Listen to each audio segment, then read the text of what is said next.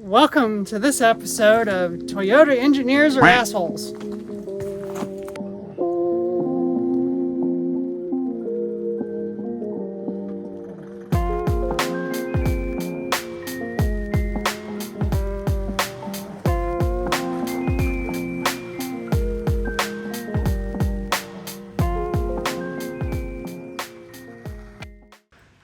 Hang on, I gotta think of something stupid that's not a swear.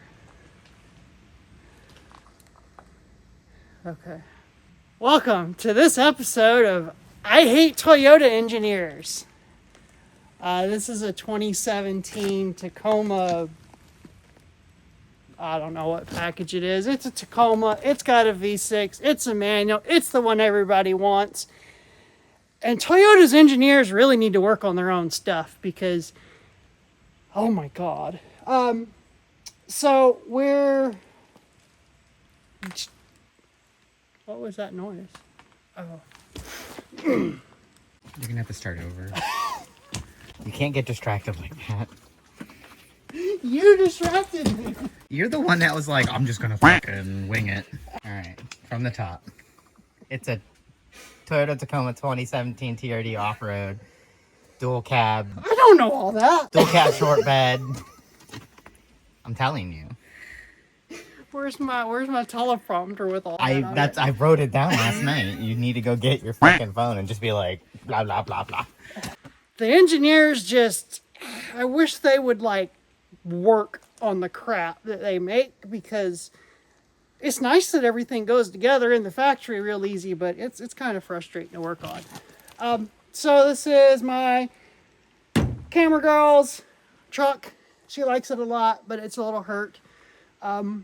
We've been diagnosing it. I'm pretty sure it's rear diff, rear drive shaft, but in diagnosing that, we pulled the front drive shaft out first because I did. So we need to rearrange things to work on yet another vehicle, but I want to put the front drive shaft back in it. One, it's a total pain to get onto the property here without four-wheel drive. And two, we want to put the front drive shaft in so that we can put it in four-wheel drive and take the rear drive shaft out and drive it down the road. 100 feet is plenty enough to see if that stops the noise we're hearing and the vibrations and the clunkies and stuff, because we can eliminate the rear drive shaft because it'll be front wheel drive. Now you might be thinking that's not possible because this is a new truck and new trucks have sensors and things, and four-wheel drive is weird in new vehicles. We put a lever in this one, or it's got a manual transfer case now, so it'll do whatever we tell it to, which is awesome. So I've got the wrenches I need, I've got the nuts off the drive shaft, and I've got the front drive shaft here. So this is going to go under there. And yeah, so we'll figure out how to get you a camera angle where you can see some stuff. It's pretty straightforward. It's just putting it in, putting some bolts on, nothing fancy here. So we're gonna get this put in and then get some stuff rearranged and get on to bigger projects and things. I'm sure we'll be back working on this, but just an introduction today.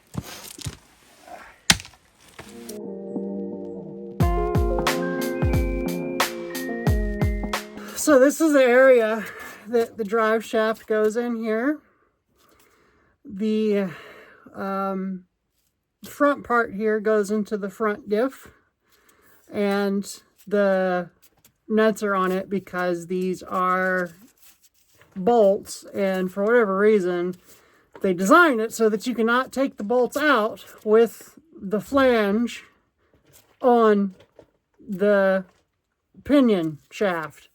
So when I went to test drive it, I threw this on here just so, they wouldn't rattle around, wouldn't lose everything. The other side, which is up in here, let me see if I can show you that. So this is the other side of it. These are pressed in studs, and this is the transfer case. And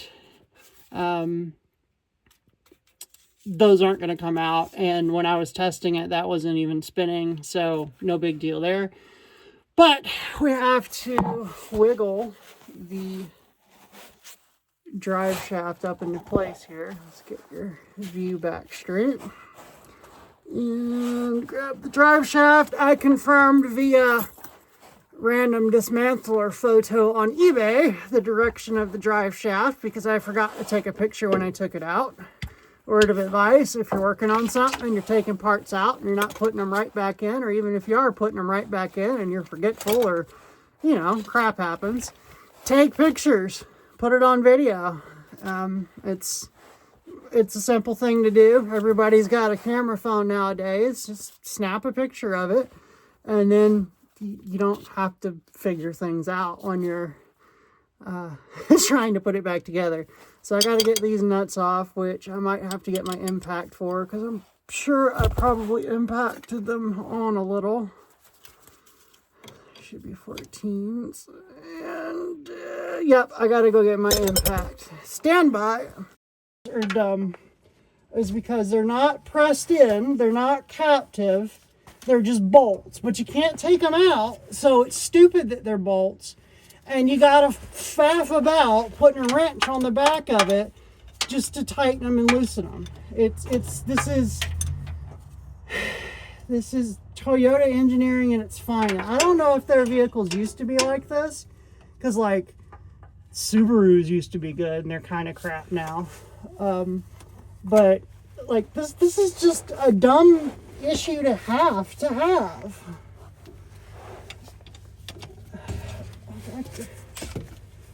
And yeah, okay, if you're at a dealership and the thing's on a fancy $20,000 two-post lift, sure, well, this is totally a non-problem. But normal people don't have that.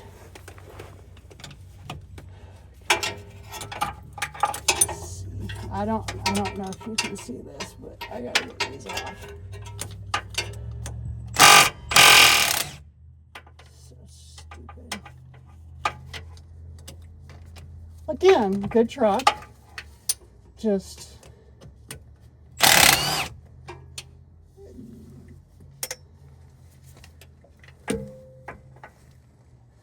I had all these stacked up because the bolts are not all thread, so I didn't want to bottom the nut out and mess its threads up.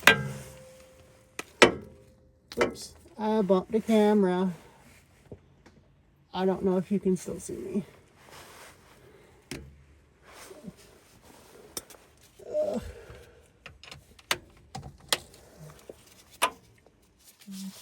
Yeah, this is so great, you know.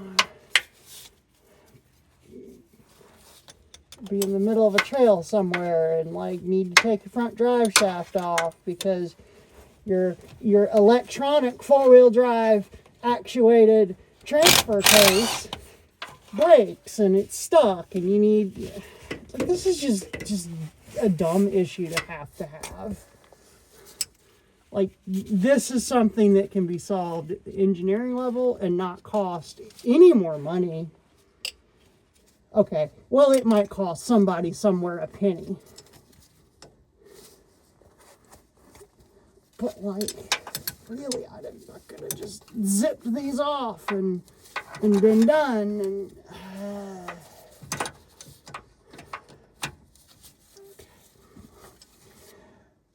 I told you it was another episode of Let's Hate Toyota Engineers.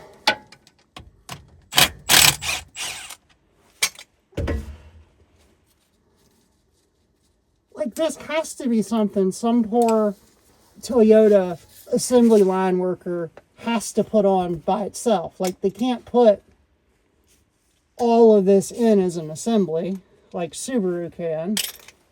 So, like, how? And then I'm pretty sure the reason that they're like this is because here's the other problem. There's too much stuff in the way of the drive shaft coming out.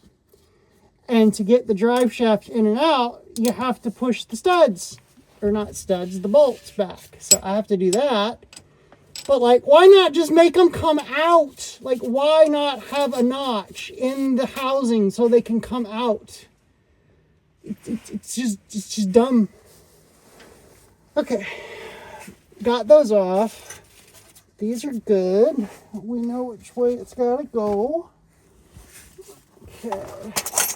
Whoops. Let's see if I can get this in here. And you can't see it, but there's just enough of a gap in here for me to see.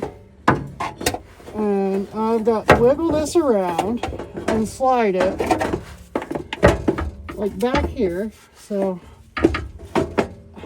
that it's there, and then like wiggle it around so that it's up here, and then like, why so difficult? Okay, so that didn't work. Let's try this direction. This way. Barely have the room. Yes, we have the room that way. Okay, I can sit there for a second.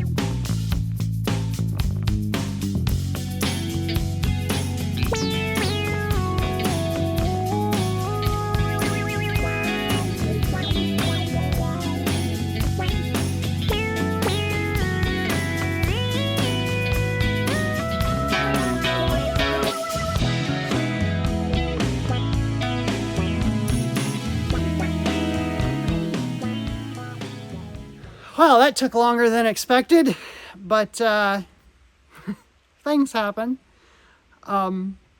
It only took about 20 minutes to take off, and it really should not have taken that long to put back in, even though I knew it was going to be a bit of a ordeal.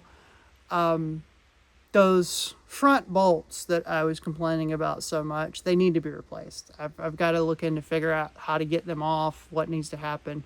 The next time that drive shaft needs to come off, though they're not going back together. Like, I refuse to put those nuts back on those bolts. Like, I didn't like putting the last one on, but it needed to be done so that the truck was safe to move and everything.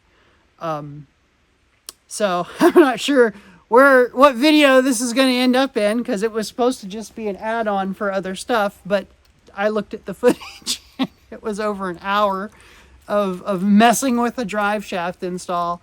So this might be, time lapse or something. I don't know. But thanks for tuning in to this episode of Toyota Tacoma Time. And we'll see you on the next Toyota adventure. Like and subscribe.